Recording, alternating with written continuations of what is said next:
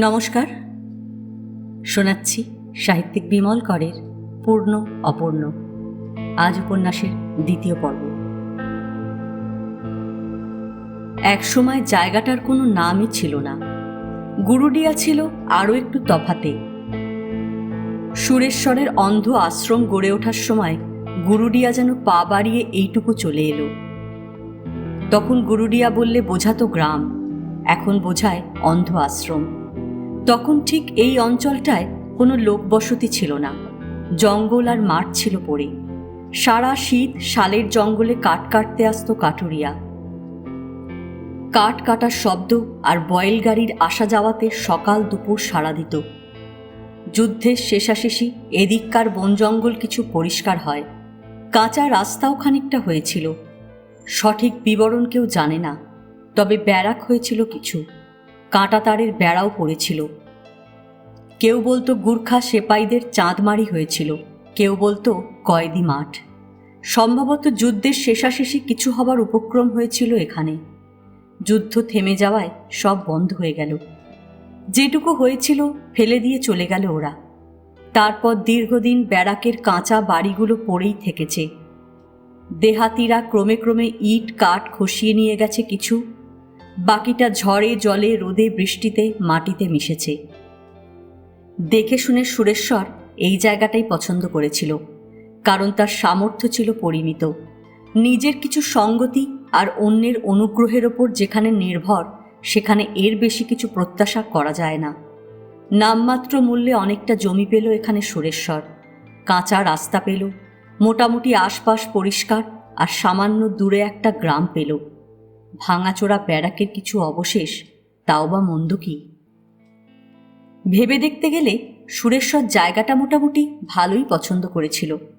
এখানকার প্রাকৃতিক পরিবেশ চমৎকার।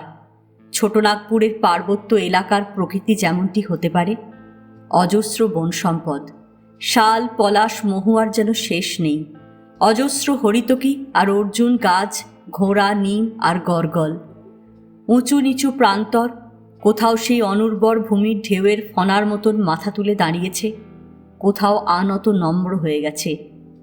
মাটি শক্ত, কাঁকড় আর নুড়ি ভরা, বাতাসে আর্দ্রতা নেই, শুকনো বনগন্ধে পূর্ণ। গুরুডিয়ার কাঁচা রাস্তাটুকু ধরে কিছুটা এগিয়ে গেলেই সরকারি পাকা রাস্তা। এই রাস্তা ধরে 3 দিকে চলে যাওয়া যায়। দক্ষিণ আর মধ্য বিহারের অনেকখানি এই রাস্তার জালে জড়ানো। গুরুডিয়া থেকে রেল স্টেশনও এমন কিছু দূরে নয়। ব্যাপারীরা আসা যাওয়া করে সবসময়।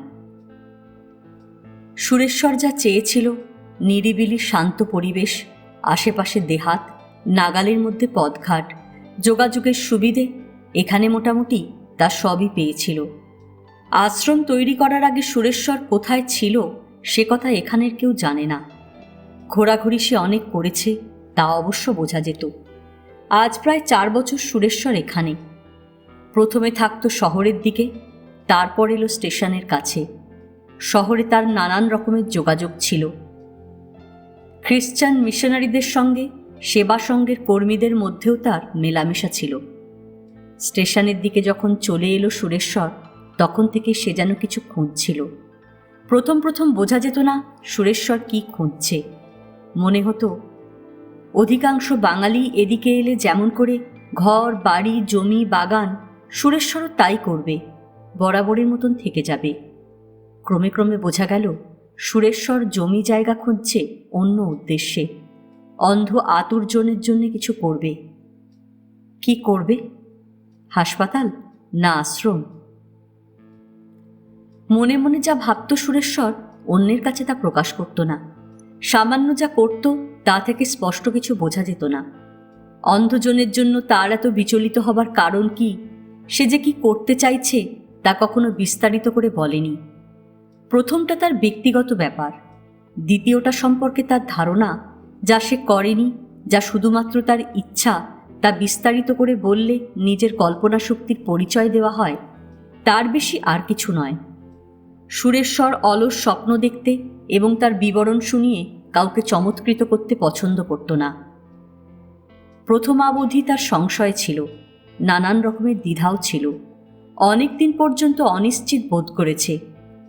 নিজের কর্মের সাফল্য সম্পর্কে এই সংশয়বোধ তাকে চিন্তিত করলেও হতাশ করতে পারত না। নিজের সঙ্গতি ও সামর্থ্য মতন সুরেশ্বর তার অন্ধ আশ্রমের ভিত পাতল। অন্ধ আশ্রম নামটা সে দেয়নি, এটা লোকমুখে রচিত হয়েছে। দেহাতের মানুষ এখনো বলে দাবাইখানা। গুরুডিয়ায় এসে প্রথমে নিজের মাথা গোজার মতন এক চালা করে নিয়েছিল সুরেশ্বর, আর ছোট মতন এক কুঁড়েঘর করেছিল পাশেই। সেটাই ছিল চোখের হাসপাতাল। শহর থেকে সপ্তাহে একদিন বাসে চেপে আসতেন এক মাদ্রাজি খ্রিস্টান প্রায় বৃদ্ধ মামেন সাহেব। মিশনারি হাসপাতালে চোখের ডাক্তারি করেছেন দীর্ঘকাল, এখন অবসর নিয়েছেন। তবু যথাসাধ্য সাহায্য করতেন আতুর অনাথকে। হাটের দিন দেহাত থেকে আসা যাওয়ার পথে গ্রাম্য মানুষগুলি সুরেশ্বরের চোখের হাসপাতালে চোখ দেখিয়ে নিয়ে যেত। সুরেশ্বরকে সাইকেলে চেপে দেহাতের গ্রামে গ্রামে একসময় ঘুরে বেরিয়ে তার চোখের হাসপাতালের কথা বলতে হয়েছে। এ অঞ্চলে চোখের ব্যাধি কম নয়। বাচ্চা কাচ্চা থেকে শুরু করে জোয়ান মজুররাও নানান রকম চক্ষু রোগে ভোগে। আশ্রমের গোড়াপত্তন হয়েছিল এইভাবে, অতি দিন চেহারা নিয়ে। ক্রমে ক্রমে সে চেহারা বদলে আসছে। এখনো এমন কিছু হয়নি যা থেকে বিমূঢ় বা হতবুদ্ধি হতে হয়। নিতান্ত সাধারণ সাদামাটা একটা আকার নিতে পেরেছে। তবু এখানে বনে জঙ্গলে দেহাতে যেখানে কোনো কিছুই ঘটে না, প্রাকৃতিক নিয়মে শুধু গাছপালা বাড়ে আর জৈবিক নিয়মে মানুষের জন্ম মৃত্যু ঘটে, সেখানে সাধারণ যা ঘটল, যতটুকু ঘটল, তাতেই অনেকে বিস্মিত হয়, হয়তো মুগ্ধও হয়। সুরেশ্বরের অন্ধ আশ্রম অনেকটা সেই রকম বিস্ময়কর ঘটনা। অন্ধ আশ্রমের সব কথা হৈমন্তীর জানা ছিল না। কিছু কিছু শুনেছিল, চিঠিপত্রেও জেনেছিল। গুরুডিয়ায় এসে দেখেছিল সব। কেমন দেখছ? সুরেশ্বর পরের দিনই জিজ্ঞেস করেছিল হৈমন্তীকে। বেশ সুন্দর। হৈমন্তী তখনও তেমন করে কিছু দেখেনি। জায়গাটা সুন্দরী, আমাদের ব্যবস্থা কেমন দেখছ? আমি আর কতটুকু বুঝি, ভালোই লাগছে। তোমার হাসপাতাল? সবই তো আছে, অসুবিধে খুব একটা হবে না। প্রথম যখন হয়েছিল তখন একটা কুঁড়ে ঘর আর টিনের চেয়ার। হাটবারের দিন মামেন সাহেব আসতেন, একটা সুটকেস হাতে যন্ত্রপাতি বয়ে আনতেন। এখন অনেক হয়েছে। সাহেব নিজেই অর্ধেক জিনিস দিয়েছেন, বাকি কিনতে হয়েছে। গত বছরের সাহেব মারা গেছেন। এখন যিনি আসেন তার নানা অসুবিধে। সাহেব বেঁচে থাকতে তাঁর পছন্দ মতন হাসপাতালটা করিয়েছিলেন। কাজের মানুষ, নিষ্ঠাবান ব্যক্তি, দয়া ধর্ম প্রেম 3 গুণে তিনি যথার্থ খ্রিস্টান ছিলেন। সুরেশ্বর সশ্রদ্ধায় বলল। তারপর আবার বলল, 20 বছর শুধু এদিকের সমস্ত মিশন হাসপাতালের দিন দরিদ্রের চোখ দেখে বেরিয়েছেন। বলতেন, যিশু অন্ধকে দৃষ্টিশক্তি ফিরিয়ে দিয়েছিলেন, আমরা পাপী জন মানুষকে দৃষ্টিহীন করি। হৈমন্তী নীরব থাকল। সুরেশ্বর পরে জিজ্ঞেস করেছিল, কেমন লাগছে তোমার? ভালো। থাকতে পারবে? হৈমন্তী চোখ তুলে তাকালো, দেখল সুরেশ্বরকে, অল্প করে মাথা নোয়ালো, পারব। তারপর থেকে আজ কদিন হৈমন্তী নতুন আবহাওয়া এবং পরিবেশের সঙ্গে নিজেকে মানিয়ে নেবার চেষ্টা করছে। 2 চোখ ভরে ঘুম জড়িয়ে আসছিল। বাসের ঘন ঘন হর্নে চোখের পাতা খুলল হৈমন্তী, আবার সঙ্গে সঙ্গে চোখ বুঝল। তার ঘোরে কয়েক দণ্ড কাটল। তারপর আধবোজা চোখে জানলার দিকে তাকালো। খানিকটা দূরে জামতলায় বাস এসে থেমেছে। লোকজন তুলে নিচ্ছে, এখনই আবার হর্ন দিয়ে চলে যাবে। বিছানায় শুয়ে হৈমন্তী কিছুই দেখতে পাচ্ছিল না, কিন্তু সবই বুঝতে পারছিল। আজ 8-10 দিনে মোটামুটি এখানকার সবই তার জানা হয়ে গেছে। এই বাসটা দুপুরের, এখন প্রায় 3টে বাজে কিংবা বেজে গিয়েছে। শেষ কয়েকবার হর্ন দিয়ে বাসটা চলে গেল। হৈমন্তী আলস্যভরে হাই তুলল। চোখের দৃষ্টি এখনো পরিষ্কার নয়, তন্দ্রাজড়িত সামান্য ছলছলে ভাব রয়েছে। এইভাবে আরও সামান্য সময় শুয়ে থেকে চোখ মুছে হৈমন্তী বিছানায় উঠে বসল। বড় করে হাই তুলল। দুপুরে সে ঘুমোতে চায় না, তবু এখানে এত নিরিবিলি এবং নির্জনতার মধ্যে শুয়ে থাকতে থাকতে কাগজপত্র বই পড়তে পড়তে কখন যেন দু চোখ জড়িয়ে আসে। ঘুমিয়ে পড়লে রাত্রে আর ঘুম আসতে চায় না। এখানে রাত্রে জেগে থাকা কেমন যেন। হৈমন্তীর ভয় করে। মনে হয় বিশ্ব সংসারে কেউ কোথাও নেই, জনপ্রাণী না, শুধু সে একা। চারপাশের অবর্ণনীয় স্তব্ধতা তার চেতনাকে এত নগণ্য, হেয় ও তাৎপর্যহীন করে তোলে যে হৈমন্তী কেমন এক আতঙ্ক অনুভব করে মৃতপ্রায় হয়ে থাকে। এরকম 2 দিন হয়েছিল। তারপর থেকে হৈমন্তী দুপুরে ঘুমোতে চায় না। এমনকি একটু বেশিক্ষণ তন্দ্রার ঘরে শুয়ে থাকলেও বিকেল থেকে সে কেমন অস্বস্তি বোধ করে। রাত্রের কথা ভেবে তার উদ্বেগ হয়। হয়তো এসব কিছুই না, আর কদিন পরে সবই অভ্যাস হয়ে যাবে। একেবারে নতুন জায়গা, পুরনো অভ্যস্ত জীবনের সঙ্গে কোথাও কোনো মিল নেই, সাদৃশ্য নেই। এমন করে আগে সে আর কখনো থাকেনি, তাই নতুন নতুন এরকম লাগে, পরে আর লাগবে না। হৈমন্তী বিছানা থেকে নামল।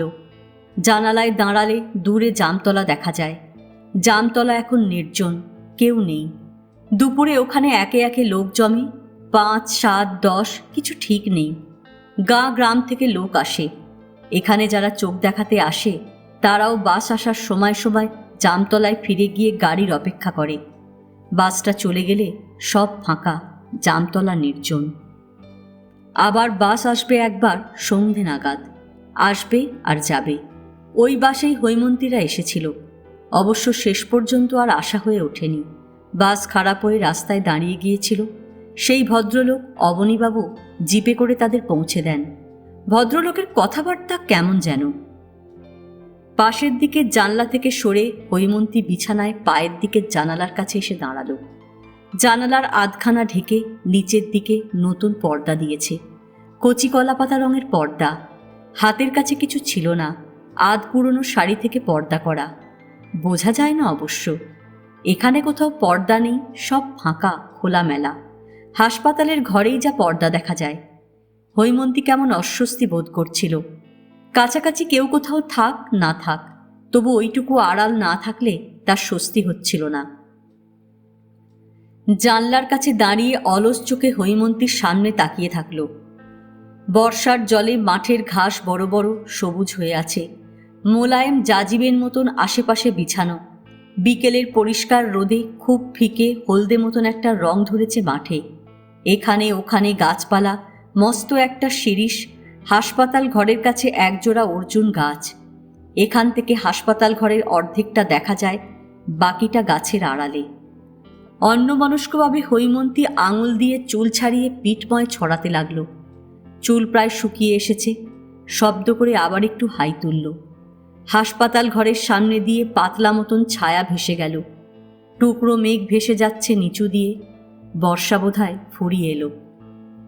চোখ মুখ ধোবার জন্য হৈমন্তী ঘর ছেড়ে বাইরে এলো। তার ঘরের গায়ে গায়ে কাঁচা বারান্দা, পাশেই হলঘর। ওর ঘরের গা লাগিয়ে মালিনীর ঘর। মালিনীর ঘরের দরজা জানলা হাট করে খোলা। মালিনী পশ্চিমের মাঠে শুকনো কাপড় জামা তুলছে, তুলে বুকের কাছে জড়ো করছে। কলঘর থেকে ফিরে হৈমন্তী বিজে চোখ মুখে বারান্দায় দাঁড়িয়ে থাকল। এখান থেকে গোটা এলাকাটাই মোটামুটি দেখা যায়। জায়গাটা বড় কম নয়। হৈমন্তী জমির হিসেব বোঝে না। সুরেশ্বরের কাছে শুনেছে প্রায় বিঘে 5। সমস্ত জমি এখনো বেড়া দেওয়া হয়নি। কিছু হয়েছে, কিছুটা ফেলে রাখা হয়েছে ভবিষ্যতের জন্যে। শাল কাঠের খুঁটি আর তার দিয়ে বেড়া। কোথাও কোথাও বুনো কাঁটালতা ঘন হয়ে উঠেছে বেড়ার গায়ে। পূব, পশ্চিম, দক্ষিণ 3 দিকে ঘর উঠেছে। একে ঠিক পাকা বাড়ি বলা যায় না, আবার কাঁচা বাড়িও নয়। ইটের গাঁথনি করা দেওয়াল, মাটির বাড়ি মাত্র একটি, মাথায় টালি বা খাপড়া। হাসপাতাল বাড়িটার মাথায় শুধু অ্যাসবেস্টাস। সব সুষ্ঠু, ছোট বড় খান 5 দালান, লম্বা লম্বা, জামরুল বা কাঁঠাল কাঠের দরজা জানলা। পূবের দিকে সুরেশ্বরের ঘর, মাটির বাড়ি, মাথায় খাপড়া, সামনে লতা গাছের জাফরি। একসময় সুরেশ্বর যখন প্রথমে এখানে এসে আশ্রয়ের জন্য ঘর বাঁধে, তখন কাঠ, কুঠো, কঞ্চি দিয়ে বেড়া দিয়েছিল। সামনে লতাপাতা লাগিয়েছিল। দিনে দিনে লতাপাতা বেড়ে সামনেটা জাফরির মতন আড়াল পড়েছে। বেড়া ভেঙে গেছে কবে। ওখানে কিছু ফুলের গাছ, জবা, করবী, বেল, দোপাটি, জুই গাছের ডালপালা বাড়ির মাথায় গিয়ে উঠেছে। সুরেশ্বরের বাড়ির একপাশে সিমেন্ট বাঁধানো ছোট একটু বেদি। মফস্বলের স্কুল বাড়ির মতন লম্বা লম্বা কয়েকটা দালান বেশ খানিকটা তফাৎ তফাৎ পূব, পশ্চিম, দক্ষিণে ছড়ানো। সামান্য উঁচু করে ভিত, ইটের গাঁথনি, মাথায় খাপড়া কিংবা টালি, বড় বড় জানলা আর দরজা। কোথাও কোনো রকম বাহুল্য নেই, নিতান্ত যেটুকু প্রয়োজন তার অতিরিক্ত কিছু না।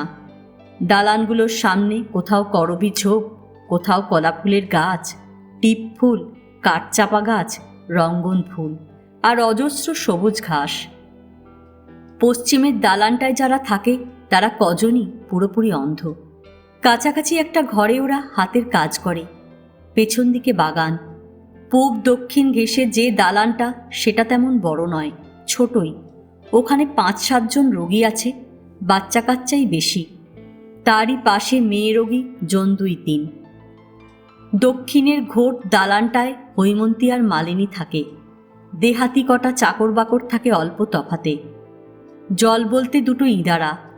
খুব কাছেই নদীর একটা শীর্ণ স্রোতধারা আছে, অনেকেই সেখানে যায়। এখন বর্ষার শেষে জল ভরা সেই শীর্ণ ধারাটিকে ছোটখাটো নদী বলেই মনে হয়। এখানে এসে হৈমন্তীর ভালোই লাগছিল। সকালটা কাজকর্মে কেটে যায়, দুপুর থেকে নিরিবিলি আলস্য আর বিশ্রামে কাটে। বিকেলটাও মন্দ না, কখনো ঘুরে বেড়ায়, কখনো সুরেশ্বরের সঙ্গে কথাবার্তা বলে, গল্প করে, কখনো তার সঙ্গী হয় মালিনী। সন্ধে হয়ে আসার সঙ্গে সঙ্গে সারাদিনের ভালো লাগাটুকু ফিকে হয়ে আসতে থাকে। তখন আর মন বসাতে পারে না এখানে। বড় নির্জন, ফাঁকা, শূন্য মনে হয় সব। রাত যত বাড়ে ততই কেমন অস্বস্তি বোধ করে, উদ্বেগ জমতে থাকে, শেষে ভয় ভয় করে। সবই অভ্যেস। আর কটা দিন কেটে যাক, তখন হৈমন্তী এই নির্জনতা, নিস্তব্ধতা, হ্যারিকেনের মিটমিটে আলো, বাইরের নিবিড় অন্ধকারে অস্বস্তি অনুভব করবে না, ভয় পাবে না। হৈমন্তী মাঠে নেমে এলো। নরম ঘাসে তার পায়ের চটি ডুবে আছে, বড় বড় ঘাসের ডগা গোড়ালি পর্যন্ত। হাঁটার সময় মনে হয় যেন অল্প জলে পা দিয়ে হাঁটছে, এত নরম আর কোমল। সামান্য এগিয়ে হৈমন্তী দাঁড়ালো। মালিনী আসছে। মালিনী তাড়াতাড়ি হাঁটে, দেখলে মনে হয় ছুটে ছুটে হাঁটছে। হাঁটার সময় ওর সমস্ত শরীর দোলে। অল্প দূর থেকে মালিনীকে বেশ দেখাচ্ছিল। রং কালো হলেও মালিনীর গড়নটি নরম, মাথায় মাঝারি, চোখ মুখ টলটলে। মালিনী হাসতে হাসতে আসছিল। তার সাদা ধবধবে দাঁত, মাথা ভর্তি এলো চুল, পরনের সাদা শাড়ি রোদের আভায় যেন আরও দেখার মতো হয়ে উঠেছিল। বুকের কাছে কাপড় জামা জড়ো করে এমনভাবে ছুটে ছুটে আসছে যে মনে হচ্ছে যেন কিছু চুরি করে পালাচ্ছে। হৈমন্তীর হাসি পেল। কাছে এসে মালিনী বলল, যাবেন? হৈমন্তীর চোখে চোখে চেয়ে থাকল। কোথায়? আমাদের বাড়ি। মালিনীর বাড়ি রেল স্টেশনের কাছে। বাড়িতে মা আছে, ছোট ভাই আছে, বোন আছে। তুমি বাড়ি যাচ্ছ? মালিনী মাথা নাড়ল, মুখ ভরা হাসি, কপালে গালে ঘাম ফুটে আছে। যাবে কি করে? বাস। বাস তো চলে গেছে। হৈমন্তী অবাক হয়ে বলল, যে বাস গেল সেটা কি স্টেশনের? দূর, ওটা শহরে যাবার। এত করে শিখিয়েও মালিনী যেন এই নতুন মানুষটিকে কিছু মনে রাখতে পারল না। কাঁচা রাস্তাটুকু হেঁটে গেলে মোড়ের মাথা থেকে স্টেশন যাবার বাস যে এখন পাওয়া যাবে, হেমদিদি তাও ভুলে গেছে। কখন কি বাস পাওয়া যায় তার একটু দ্রুত বিবরণ আবার মনে করিয়ে দিয়ে মালিনী বলল, 3টের বাস শহরে যায়, 4টের বাস যায় স্টেশন। লাটটার মোড়ে গিয়ে বাস ধরতে হবে, যাবেন? হৈমন্তী হ্যাঁ না কিছুই বলল না। সুরেশ্বরকে বলতে হবে, মাইলখানেকের ওপর হাঁটা, অত সময় কই? তারপর ফেরার বাস, ফিরবে কখন? তুমি ফিরবে না আজ? হৈমন্তী শুধল। মালিনী না থাকলে তাকে একলা থাকতে হবে। এক ঘরে না থাকলেও তারা পাশাপাশি থাকে। রাত্রে এ একটা বড় স্বস্তি হৈমন্তীর। মালিনী না ফিরলে হৈমন্তী থাকবে কি করে? ফিরব। হৈমন্তীর দুর্ভাবনা গেল। বলল, আজ আর সময় কই, পরে একদিন যাব। মালিনী বলল, আজই চলুন। 4টে বাস আসে না, আস্তে আস্তে 4:30, ঢের সময় আছে। হৈমন্তীর ইচ্ছে হচ্ছিল যায়, অথচ ছুটোছুটি করে যেতে হবে বলে যেন ভরসা পাচ্ছিল না। তার কিছু কেনাকাটা করার দরকারও ছিল। মাথার তেলের শিশিটা হাত ফসকে পড়ে ভেঙেছে। যেটুকু তেল বেঁচেছিল তাতে এ কদিন কোনো রকমে হয়েছে। গায়ে মাখার সাবান ফুরিয়ে এলো। দরজার পর্দার জন্য খানিকটা কাপড় কিনতে হবে। এই ধরনের সব টুকটাক। সুরেশ্বরকে বললে আনিয়ে দেবে, কিন্তু হৈমন্তী বলতে চায় না, সংকোচ অনুভব করে। মালিনী তাকে চা তৈরি করে খাওয়ায়। সেই চা হৈমন্তীর ভালো লাগে না। খানিকটা ভালো চা আনতে হবে, কিছু বিস্কুট। সুরেশ্বরকে হৈমন্তীর সুখ সুবিধের কথা বলা যায় না। বললে হয়তো সব হবে, কিন্তু কি ভাববে সুরেশ্বর? তার জন্য বাড়তি খরচে সুরেশ্বর আপত্তি করবে না, তবে মনে মনে হাসবে। তেল, সাবান, চায়ের মতন তুচ্ছ কটা জিনিসের জন্য এত খুঁতখুঁতুনি। হৈমন্তী মালিনীর দিকে তাকালো। মালিনীকে দিয়েও এসব আনানো যায়, কিন্তু মালিনীর কি অত সময় হবে? সে কি পছন্দ মতন সব আনতে পারবে? মালিনীর তাড়া ছিল। চঞ্চল হয়ে উঠে মালিনী বলল, আপনার যে কত ভাবনা, চলুন, দেরি হয়ে যাচ্ছে। যাবার মন হৈমন্তীর ছিল। আসবার দিন স্টেশনের কিছুই প্রায় সে ভালো করে দেখেনি। বাসে এসে বসেছিল, শটান চলে এসেছে।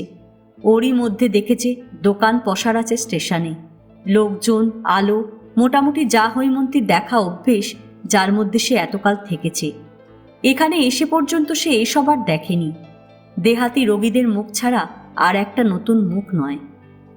মালিনী হাঁটতে শুরু করেছিল। হৈমন্তীও পাশে পাশে চলতে লাগলো। বলল, আজ আর যাব না, কাল পরশু যাব, আমার কিছু কেনাকাটা করতে হবে। মালিনী হেসে বলল, একলা? তুমিও যাবে? না। কেন? রোজ রোজ বাড়ি গেলে দাদা রাগ করবে। মালিনী সুরেশ্বরকে দাদা বলে। হৈমন্তী মালিনীকে দেখল। মালিনীর মুখে কোনো রকম ক্ষোভ নেই। আজ দাদা টাকা দিয়েছে, মাকে দিয়ে আসবো। আমার ভাইটা, বলেছি না আপনাকে, বিজলি অফিসে চাকরি করে, ছোট চাকরি, টাকা না পেলে মার কষ্ট হয়। মালিনী এখানে টাকা পায় হৈমন্তী জানত না। মাইনে হিসেবে পায় না সাহায্য? হৈমন্তী কৌতূহল বোধ করলেও কিছু জিজ্ঞেস করল না। ঘরের কাছে এসে মালিনী বলল, এরপর যখন টাকা পাবো আপনাকে সঙ্গে করে নিয়ে যাব। আমায় একটা শাড়ি কিনে দেবেন, মিলের শাড়ি না, ভালো শাড়ি। হৈমন্তী কথা বলল না, মাথা হেলিয়ে সায় দিল। মালিনীর কথায় কোনো কোনো সময় সে অন্যমনস্ক হয়ে যায়। মালিনী ছেলে মানুষ নয়, বোধবুদ্ধিহীনও নয়, কিন্তু খুব সরল আর সাদাসিধে। বছর 22 বয়স হয়েছে, লিখতে পড়তেও একেবারে না জানে এমন নয়, তবু কখনো কখনো অবোধের মতন কথা বলে। শাড়ি কেনার কথাটা এমন কিছু নয়, কিন্তু ওর কথার সুরে ছেলে মানুষের মতন কোথায় যেন একটু ক্ষোভ ছিল। এর আগে একদিন মালিনী বলেছিল, আপনি কত লোককে চিঠি লেখেন হেমদি, আমায় একটা খাম দেবেন, আমার একজনকে চিঠি লিখব। হৈমন্তী নিজের ঘরে এলো। মালিনীকে দেখলে কিছু বোঝা যায় না, কিন্তু তার সঙ্গে মিশলে বোঝা যায় এখানে সে পুরোপুরি মনসুখে নেই। কোথায় যেন তার একটা অভাব রয়েছে।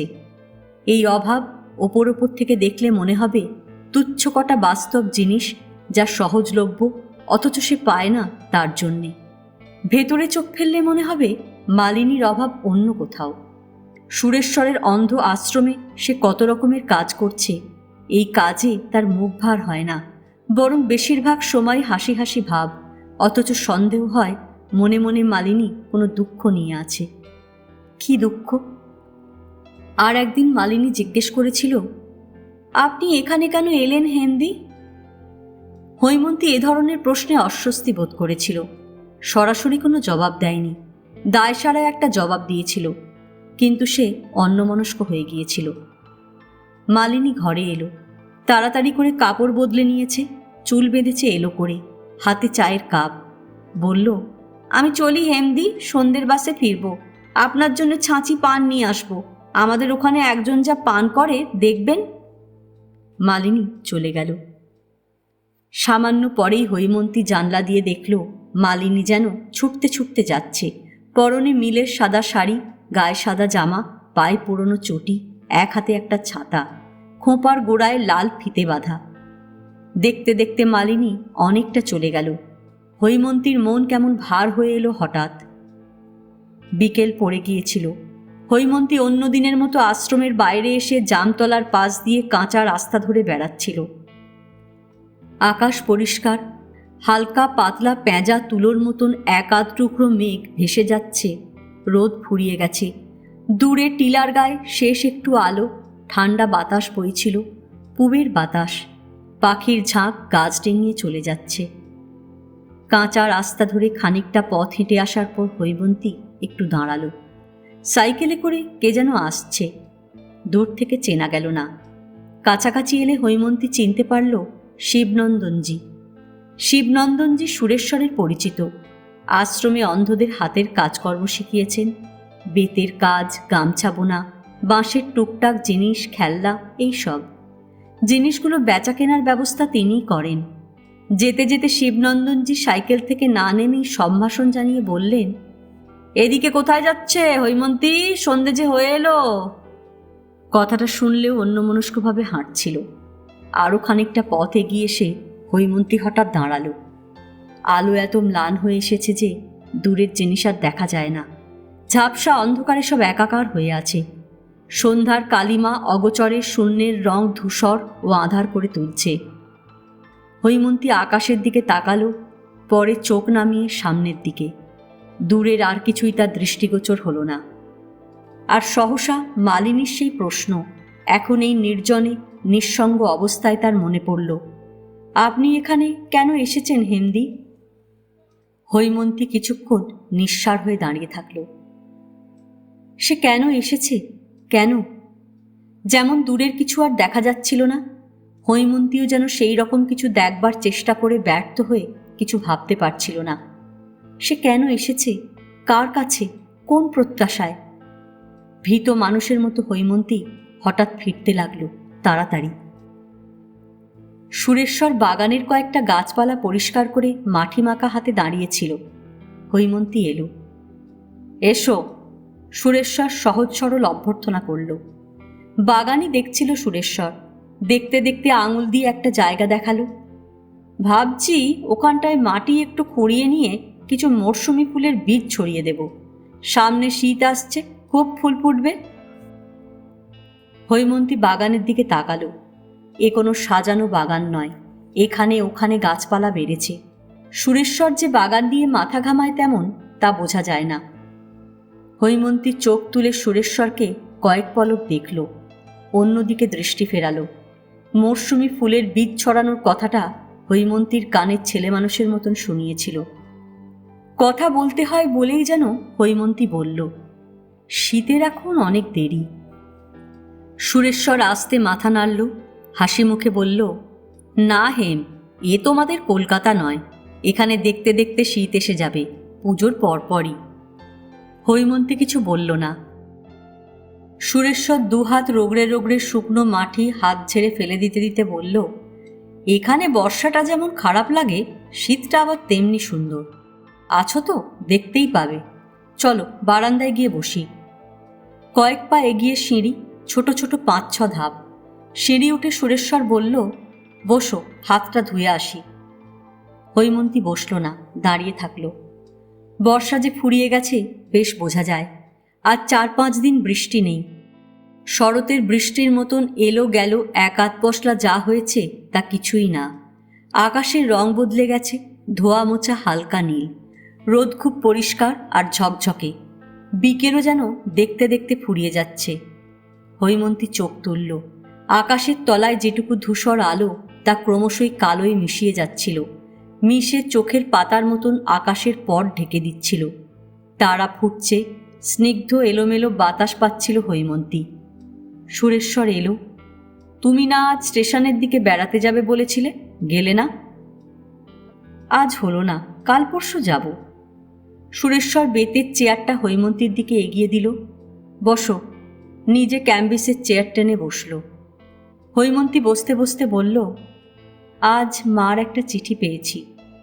কি লিখেছেন? ওই কেমন আছি, কেমন লাগছে। মাসিমার ধারণা আমরা বনে জঙ্গলে আছি, বাঘ ভালুকের মধ্যে। সুরেশ্বর সহাস্যে বলল, আমায় কতবার করে যে সাবধান করে দিয়েছেন। আবার চিঠি দিয়েছে মা? হৈমন্তী সুরেশ্বরের চোখের দিকে তাকালো। মা যে কখন কি লিখে ফেলবে কে জানে। না না, আগের চিঠির কথাই বলছি।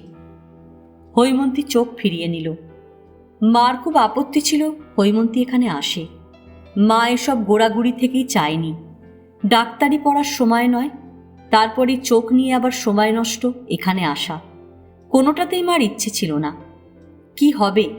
এই যে পড়ছো আর পড়ছো, কি হবে তোমার? মার অনিচ্ছা সত্ত্বেও সব হয়ে আসছিল হৈমন্তীর। এখানে আসার বেলাতেও মার অমতে এসেছে। সুরেশ্বর আগের প্রসঙ্গেই বলল, আমাদের অনেক অহেতুক ভয় থাকে। হৈমন্তী কিছু বলল না। মনে মনে ভাবল, যে বলছে হয়তো তারও আছে। সুরেশ্বরের ঘরের মধ্যে নড়াচড়ার, এটা ওটা সরিয়ে রাখার এবং পায়ের শব্দ শুনতে পাওয়া যাচ্ছিল। ঘরের কাজ করছিল ভর্তু। সুরেশ্বর বলল, তুমি আমার মাকে দেখোনি হেম? আমার মার বরাবর ভয় ছিল আমি নির্ঘাত একদিন তেতলার ছাদ থেকে পড়ে যাব। মার হুকুমে তেতলার ছাদের দরজায় তালা দেওয়া থাকত। সুরেশ্বরের মাকে হৈমন্তী দেখেনি, দেখার কথাও নয়। গল্প শুনেছে নানান রকম। বরাবরই নাকি একটু পাগলাটে ভাব ছিল, পরে বেশ পাগল হয়ে যান। হৈমন্তী বলল, সব ভয়েরই একটা কারণ থাকে। সুরেশ্বর হৈমন্তীকে লক্ষ্য করল, বলল, থাকে। ভয়ের ধারণা থেকে ভয় হয়। বনে জঙ্গলে বাঘ থাকে, এই ধারণা থেকেই মানুষের জঙ্গলে ভয়। কিন্তু সবসময় তো তা সত্যি নয়। আমি এখানে যতদিন আছি বাঘ ভালুক কিছুই দেখিনি। শেয়াল টেয়াল অবশ্য দেখেছি। সুরেশ্বর শেষ কথায় হাসল। ভর্তু লণ্ঠন এনে দিল। বাইরে সবসময় দু একটি চেয়ার, ছোট চৌকি মতন টুল পড়ে থাকে। টুল টেনে লণ্ঠন রেখে আবার চলে গেল ভর্তু। সুরেশ্বর নরম গলায় বলল, ছেলেবেলায় ছাদে উঠতে আমার খুব ভালো লাগতো। দেশের বাড়ির ছাদটা ছিল মস্ত, ঘুলঘুলি দেওয়া, আলসে উঁচু। আলসেটা আমার প্রায় মাথায় মাথায়। একদিকে ছিল নদীর চড়া, সামনে আমবাগান আর দূরে রথতলার মাঠ। ছাদে উঠলে মনে হতো কে যেন আমায় এতক্ষণ আটকে রেখেছিল, আমি ছাড়া পেয়ে গেছি। পায়ে ভর দিয়ে নদী আর রথতলার মাঠ দেখতাম। পা ব্যথা করলে বসে বসে ঘুলঘুলি দিয়ে তাকিয়ে থাকতাম। একদিন আমি আলসেতে অল্প একটু উঠে বুক ঝুঁকিয়ে কিছু দেখছিলাম। কে যেন দেখে ফেলেছিল। সেই যে ধরা পড়ে গেলাম, মা আর ছাদে উঠতে দিত না একলা। ভয়, হৈমন্তী বলল। এমনভাবে বলল মনে হলো সুরেশ্বরের মার ভয় অকারণ ছিল না। ছাদে আমি ছোটাছুটি করতাম না, আলসের ওপর ওঠাও আমার সাধ্য ছিল না। তবু মার কি ভয়। সুরেশ্বর একটু হাসল। দু মুহূর্ত চুপ করে থেকে বলল, আমার এক মাসি ছিল, বিনু মাসি। মার দেখাশোনা করত। বিনু মাসি আমায় কপালকুণ্ডলার গল্প বলেছিল। আমার কেমন একটা ভয় ছিল, ওই নদীর চড়া দিয়ে কাপালিকটা রোজ আসা যাওয়া করে। একবার এক সাধু বাবাকে নদীতে দেখে ভয়টা আরও বেড়ে গিয়েছিল। সুরেশ্বরের ছেলেবেলার কথা হৈমন্তী যেটুকু শুনেছে তাতে মানুষটির ওপর তার কেমন সহানুভূতি ছিল। ওর মা ছিলেন অসুস্থ, মাথা পাগল। বাবা ছিলেন যেমন রাশভারী তেমনি দুর্জন। অর্থ ছিল, অত্যাচারও ছিল। স্ত্রীর সঙ্গে বড় একটা সম্পর্ক রাখেননি। সুরেশ্বরের মা বেঁচে থাকার সময় তিনি অন্য এক স্ত্রীলোককে স্ত্রী হিসেবে রেখেছিলেন। এই উপপত্নীটি থাকতেন কলকাতায়। কাজে কর্মে সুরেশ্বরের বাবাকে প্রায় কলকাতায় এসে থাকতে হতো। বাসা ছিল, ব্যবস্থাও ছিল। মহিলার একটি পুত্র সন্তান হয়। সুরেশ্বরের বাবার মৃত্যুর পর সম্পত্তি দাবি করে মামলার ভয় দেখিয়েছিল ওরা। সুরেশ্বর মামলা চালায়নি, দাবি মিটিয়ে দিয়েছিল। হৈমন্তী এ সমস্তই মার কাছে শুনেছে। মার ধারণা সুরেশ্বর আগাগোড়া বোকামি করেছে। সম্পত্তির অংশ দেওয়ার কোনো দরকার ছিল না। আইন সুরেশ্বরের পক্ষে ছিল। হৈমন্তী অন্যমনস্ক হয়ে পড়েছিল, সতর্ক হল। সুরেশ্বর কথা বলল, আমার মার আর একটা অদ্ভুত ভয় কি ছিল জানো? মা কোথাও দড়ি টাঙানো দেখতে পারত না। দড়ি দেখলেই মার কি যেন হতো, চেঁচামেচি হইচই করে সে এক কাণ্ড করত। মা ভাবত হাতের সামনে দড়ি থাকলেই মা বুঝি কিছু করে বসবে। অথচ মা, সুরেশ্বর বলতে গিয়েও থেমে গেল। তারপর কথা ঘুরিয়ে নিয়ে বলল, তুমি মাসিমাকে লিখে দিও এখানে সত্যি বাঘ ভালুকের ভয় নেই। কথার পিঠে কথা বলতে হৈমন্তীর ভালো লাগে না। এখানে শেয়াল আছে না বুনো কুকুর আছে তা নিয়ে মাথা ঘামানোর ইচ্ছেও এখন তার নেই।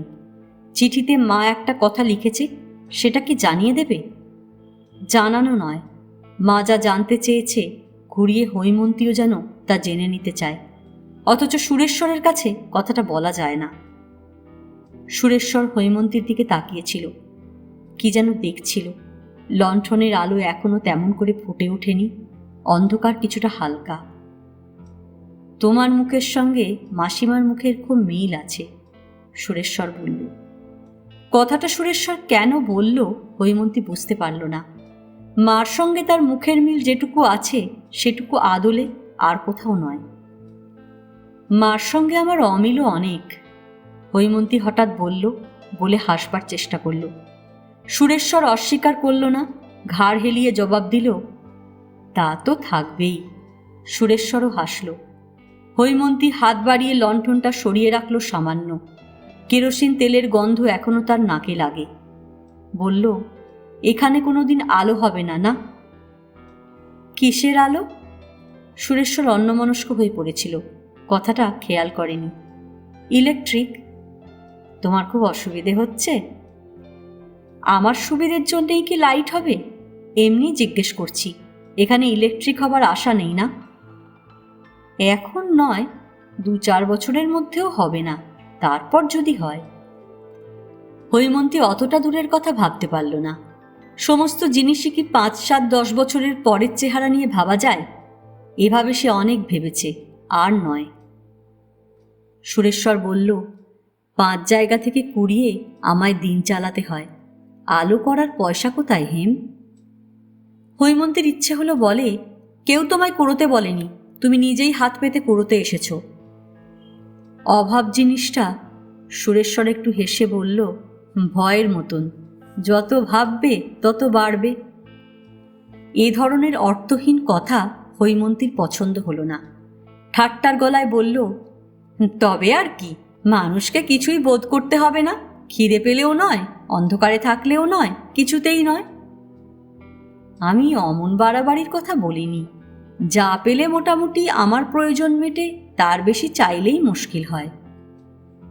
মোটামুটি বা কজনের মেটে? তাছাড়া সব অভাবিত খাওয়া পড়ার নয়, হৈমন্তী বলল। মনে পড়ল মালিনীর যে অভাব, সে অভাব কিসের কে বলতে পারে? আমি কোন অভাব বোধ করি তুমি কি করে বুঝবে? সুরেশ্বর মাথা নাড়ল আস্তে করে, কি ভাবছিল কে জানে। সামান্য সময় চুপচাপ, তারপর বলল, সংসারটা সুখের নয় হেম, জগৎটাও নিখুঁত নয়। অসুখের সংসারেই আমাদের জন্ম, খুঁতখুঁতুনি থাকবেই। আমার মনে হয় আমরা অনেক জিনিস ঢাক পিটিয়ে চাই, যেন সেগুলো ফেরার হয়েছে, কোতোয়ালিতে ধরে এনে দিতে হবে। হৈমন্তী কিছু বুঝল না, বলল, সংসারে সবাই সুখ চায়। তা তো চাইবেই, তবে সুখের কোনো চেহারা নেই, যে যেমন করে তাকে গড়ে নেয়।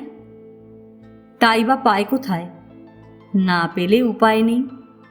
হৈমন্তী চকিতের জন্য সুরেশ্বরের দিকে তাকালো। এই নিষ্পৃহতা সুরেশ্বরের চরিত্রে কিছুটা নতুন, আগেও ছিল, তবে এভাবে নয়। অথচ সংসারের সমস্ত ব্যাপারে সুরেশ্বরের এই নিষ্পৃহতা তো এখনো নেই, শুধু। সুরেশ্বর নিজের থেকেই বলল, তুমি এখানে এসেছ, আমার পক্ষে সেটা মস্ত লাভ। আমি একটু স্বার্থপরের মতন কথা বলছি। যদি তোমার এখানে থাকতে ভালো না লাগে, আমি তোমায় জোর করে আটকে রাখব না। তোমায় যদি আমরা না পাই, উপায় কি বলো? আমাদের হাতে সব কিছু তো থাকে না, হাতের বাইরেও থাকে। হৈমন্তী কোনো কথা বলল না। কোথায় যেন সে অনুভব করল সুরেশ্বরের কাছে আজ তার মূল্য আশ্রমের ডাক্তার হিসেবে। এর বেশি, এর বাইরে সুরেশ্বর কিছু ভাবে না নাকি? কোনো কোনো মানুষ আছে যারা অনেকটা আয়নার মতন, তাদের নিজের কিছু দেখা যায় না। সুরেশ্বরকে অনেক সময় হৈমন্তীর ওই রকম মনে হয়। মানুষটির সামনে দাঁড়ালে নিজেকে শুধু প্রতিফলিত দেখা যায়, কখনো কখনো হৈমন্তী অধৈর্য হয়ে ওই আয়নাতে বোকার মতন আলো ফেলে ভেতরটা দেখতে গিয়ে দেখেছে নিক্ষিপ্ত আলোর ঝলকটাই ফিরে আসছে। সুরেশ্বর কি এখনই এইরকম এক সুদৃশ্য আয়না হয়ে থাকবে? হৈমন্তী বিরক্ত বোধ করল। সুরেশ্বর তার কাছে যদি একেবারেই অপরিচিত হতো তবে অন্য কথা। তুমি অচেনাও নয়, অজানাও নয়। মনে মনে হৈমন্তী বলল, এক সময় আমি তোমার অনেকটা দেখেছি, তখন তুমি আরশি ছিলে না। হৈমন্তী বলল, কি জানি, আমার এত ভালো লাগে না। কি? সুরেশ্বর মুখ ফিরিয়ে তাকালো। হৈমন্তী সরাসরি কোনো জবাব দিল না। বলল, সব মানুষই নিজের কথা ভাবে, পরের কথাও ভাবে। সুরেশ্বর শান্ত কেমন এক হাসির গলায় জবাব দিল, নিজের ভাবনা বাদ দিয়ে নয়। সুরেশ্বর আর কোনো জবাব দিল না। পরে এক সময় বলল, তা ঠিক। হৈমন্তীর ইচ্ছা হলো না অকারণ কথা বাড়ায়। আরও অল্পক্ষণ বসে থাকলো চুপচাপ। তারপর বলল, আমি উঠি। উঠবে কেন? আর খানিকটা বসো। মার চিঠিটা লিখে রাখি গিয়ে, সকালে সময় পাবো না। কাল হাটবার, তোমার খাটুনি বাড়বে। ওদের কথাবার্তা আমি বুঝতে পারি না, কি যে বলে। যুগলবাবুকে বলো, বুঝিয়ে দেবে। উনি দেন। যুগলবাবু কম্পাউন্ডার গোছের মানুষ, হাসপাতালের কাজকর্ম প্রায় সবই দেখাশোনা করেন। এখানে থাকেন না, সাইকেলে যাওয়া আসা করেন। হৈমন্তী উঠে দাঁড়ালো। সুরেশ্বরও উঠল। হৈমন্তী আপত্তি করতে যাচ্ছিল। সুরেশ্বর অল্প একটু পথ তাকে এগিয়ে দেবে, দিয়ে ফিরবে, কিংবা পায়চারি করে বেড়াবে মাঠে। এরকম সৌজন্য অকারণ। নিচে নামলো হৈমন্তী। সুরেশ্বরও নেমে এলো পেছনে। হাঁটতে হাঁটতে সুরেশ্বর বলল, কাল সকালে আমি টাউনে যাব। সরকারি একটা গ্রান্ট পাওয়া যাবে শুনছি, দেখি। অভ্যাস মতন অল্প একটু পথ এগিয়ে দিয়ে সুরেশ্বর দাঁড়ালো। হৈমন্তী আর দাঁড়ালো না, এগিয়ে গেল। পিছন দিকে তাকাবার ইচ্ছেও তার ছিল না। ইচ্ছাকৃতভাবে দ্রুত হাঁটার চেষ্টা করল। ব্যর্থতার অনুশোচনা অথবা গ্লানির মতন তার মনে বিরক্তি জমছিল। আজ এ পর্যন্ত। উপন্যাসের তৃতীয় পর্ব নিয়ে অন্যদিন আসব। গল্প পাঠ ভালো লাগলে লাইক, শেয়ার, কমেন্টস করতে ভুলবেন না। এখনও যারা আমার চ্যানেলটা সাবস্ক্রাইব করেননি তাদের সকলের কাছে অনুরোধ রইল, প্লিজ আমার চ্যানেলটা সাবস্ক্রাইব করে নেবেন। পাশে যে বেল নোটিফিকেশনটা আছে সেটা অবশ্যই প্রেস করে দেবেন। আজকের মতন নমস্কার।